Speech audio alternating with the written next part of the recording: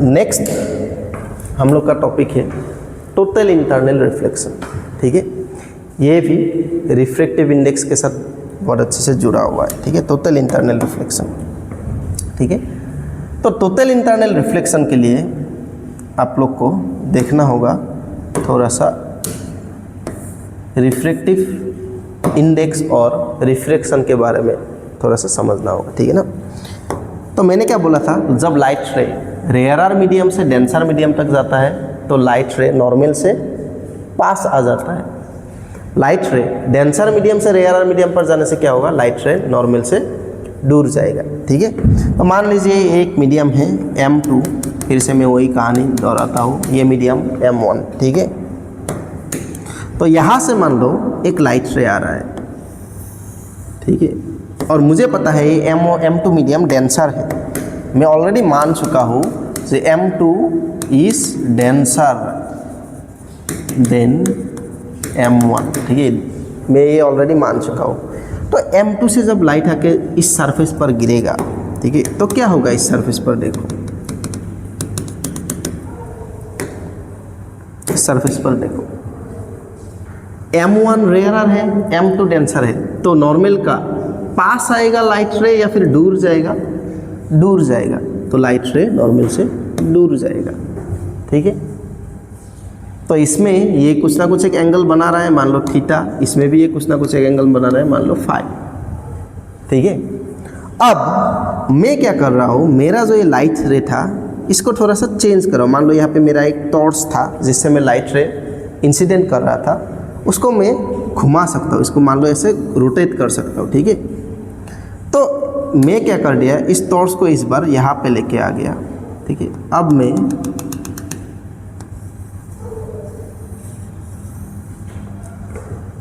ऐसे लाइट गिरा रहा हूँ। ठीक है, अब मेरा जब इस बार एंगल ऑफ इंसिडेंस क्या हो गया, पहले से बढ़ गया, तो लाइट रे पहले ऐसे जा रहा था ना, अब पास आएगा या फिर और दूर जाएगा, और दूर जाएगा, है ना, लाइट रे और दूर जाएगा।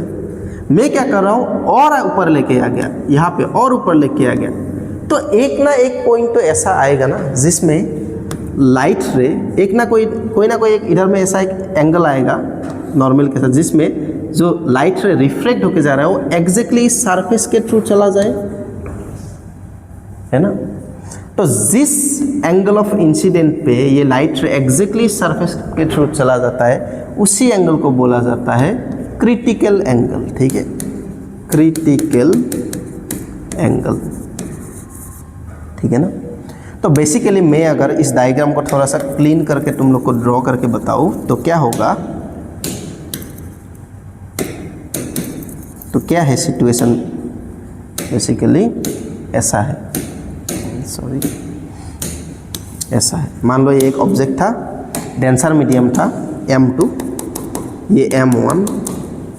सो M2 में कोई ना कोई एक लाइट इतना एंगल से आया है, आके गिरा है, ताकि M1 से वो इसी सरफेस के थ्रू चला जाए। और नॉर्मल के साथ ये जितना एंगल ऑफ इंसिडेंट इधर से इस बार इधर से लाइट आ रहा है ना, तो ये क्या होगा, इंसिडेंट रे, ये रिफ्लेक्टेड रे, तो ये क्या होगा, एंगल ऑफ इंसिडेंस। तो जितना एंगल से आने पर ये 90 डिग्री बन के इसी सरफेस के थ्रू चला जाता है, उस एंगल को बोलेंगे हम लोग क्रिटिकल एंगल।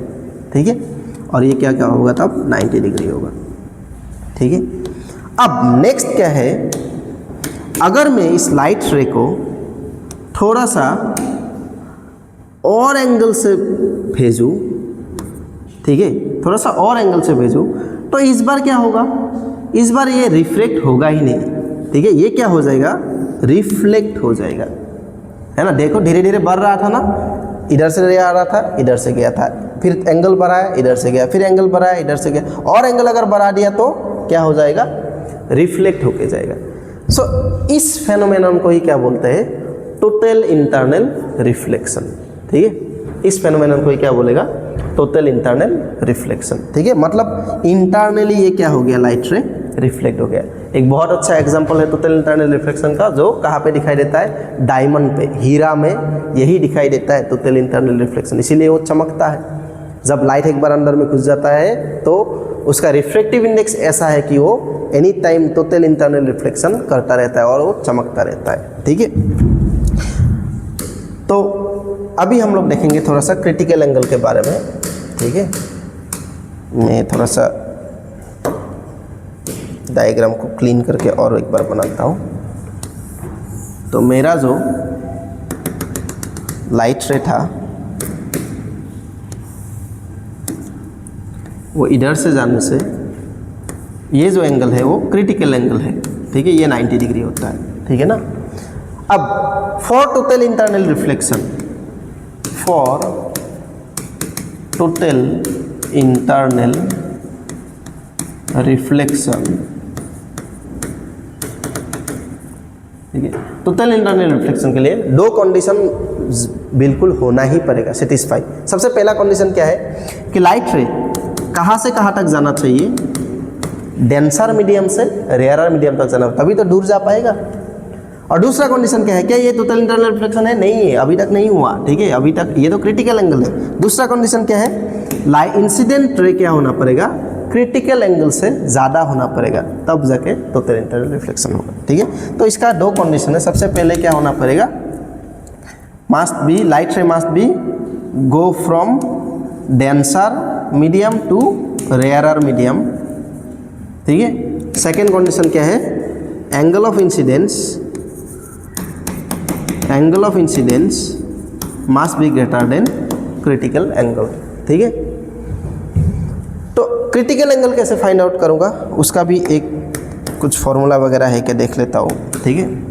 मुझे पता है कि यहाँ से जब लाइट रे जाता है, जब 90 डिग्री हो जाएगा नॉर्मल के साथ, यानी कि सरफेस के थ्रू जाएगा, तब इस एंगल को क्या बोला जाएगा, क्रिटिकल एंगल, ठीक है। तो मैं मान लेता हूँ इस मीडियम का रिफ्रैक्टिव इंडेक्स μ2 है, और किसके रेस्पेक्ट में, ये वाला मीडियम के रेस्पेक्ट में μ2 1 है। तो μ2 1 जल्दी जल्दी बताओ मैं क्या लिख सकता हूँ, साइन ऑफ मैं किसका फाइंड आउट कर रहा हूँ, सेकेंड मीडियम का। तो एंगल कौन सा लेना पड़ेगा, सेकेंड मीडियम का। कहाँ पे, डेनोमिनेटर में। किसके रेस्पेक्ट में फाइंड आउट कर रहा हूँ, इस फर्स्ट मीडियम के रेस्पेक्ट में। तो एंगल कौन सा लेना पड़ेगा, फर्स्ट मीडियम का, ठीक है। यानी कि ये एंगल कितना है, 90 degree. So μ2 1 is equal to sine 90 degree 1 होता है, साइन ऑफ IC, ठीक है। अब इसी चीज़ को मैं कैसे लिख सकता हूँ, μ2 1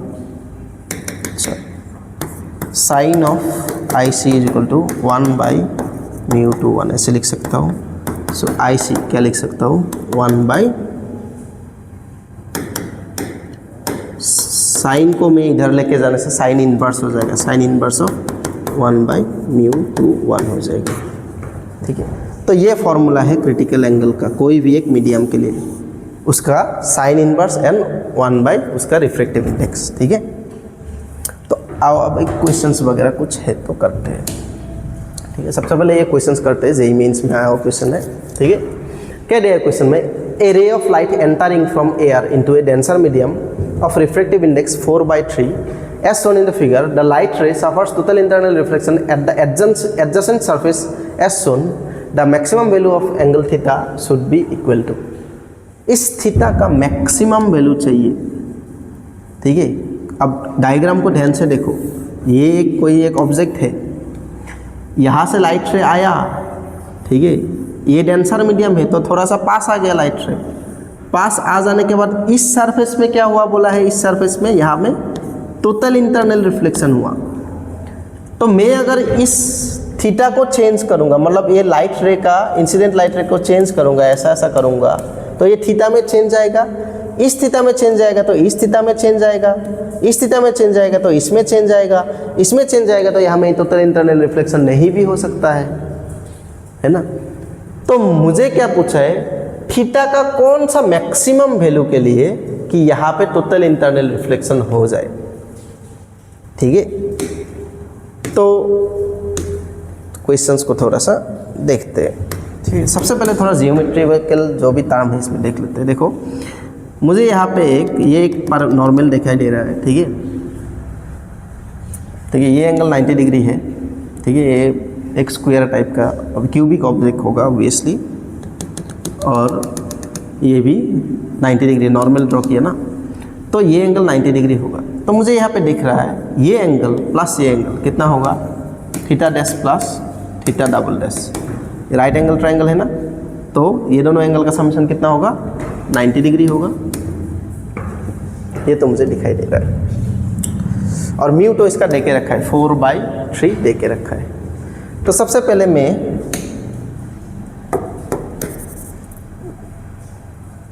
इस डायग्राम को एक बार ड्रॉ कर लेता हूँ, ठीक है ना।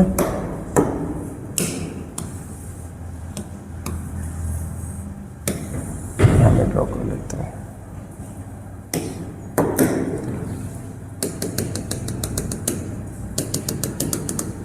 यहाँ से लाइट से आया था, फिर ये से गया, यहाँ पे टोटल इंटरनल रिफ्लेक्शन होकर ये से गया। ये एंगल थीटा डैश, ये angle theta, theta double dash, theta dash, theta. मुझे इस थीटा का मैक्सिमम वैल्यू चाहिए और म्यू कितना लेकर रखा था, 4/3। तो ये मीडियम 2 मान लो, ये मीडियम 1 मान लो, ठीक है। सो मैं इसका रिफ्रैक्टिव इंडेक्स म्यू क्या लिख सकता हूँ, इस फेनोमेनन को देखो, यहाँ में देखो म्यू क्या लिख सकता हूँ। सबसे पहले साइन दो, इधर भी साइन दो।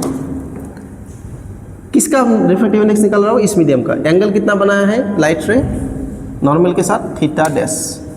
किसके रेस्पेक्ट में, इसके रेस्पेक्ट में। एंगल कितना बनाया है लाइट रे, एंगल कितना बनाया है, थीटा, ठीक है। तो म्यू कितना दिया था, 4/3 is equal to sine of theta divided by sine of theta dash, ठीक है। अब इस फेनोमेनन पे आओ, यहाँ पे आओ। यहाँ पे क्या हो रहा है, टोटल इंटरनल रिफ्लेक्शन हो रहा है। टोटल इंटरनल रिफ्लेक्शन होने के लिए मुझे कंडीशन क्या पता था, कंडीशन क्या पता था कि angle of incident mast be greater then क्या होना पड़ेगा, और इक्वल टू तो नहीं है, मतलब मैं मान सकता हूँ एक केस के लिए इक्वल टू क्या होना पड़ेगा, क्रिटिकल एंगल होना पड़ेगा। एंगल ऑफ इंसिडेंस जो है ग्रेटर देन और इक्वल टू क्रिटिकल एंगल होना पड़ेगा, ठीक है। तो इस फेनोमेनन को देख के तो क्या मैं क्रिटिकल एंगल का कुछ वैल्यू निकाल पाऊंगा। मुझे पता है critical angle IC is equal to क्या होता है, अभी तो देखा था, साइन इनवर्स ऑफ 1/μ होता है, यानी कि इसका रिफ्रैक्टिव इंडेक्स। तो IC कितना आ जाएगा, साइन इनवर्स ऑफ 1/μ। म्यू कितना दिया था, 4/3, तो 1/μ कितना होगा, 3/4 होगा। तो IC तो आ गया, मतलब थीटा डबल डैश क्या होना पड़ेगा, theta double dash must be greater than और equal to sine inverse of 3/4 होना पड़ेगा, ठीक है। अब मेरे पास एक रिलेशनशिप था, क्या था, theta dash plus theta double dash क्या है, 90 डिग्री, ठीक है। तो मैं यहाँ से ये लिख सकता हूँ क्या, theta double dash is equal to 90 degree minus theta dash, है ना। तो इसको मैं इधर लिख रहा हूँ, ठीक है, ठीक है। मेरे पास ये रिजल्ट तो आ गया। अब इसके बाद मैं लिख रहा हूँ, मुझे क्या आया था, theta double dash must be greater than equal to sine inverse of क्या आया था, 3/4 आया था, if I am not wrong, yes 3/4 आया था।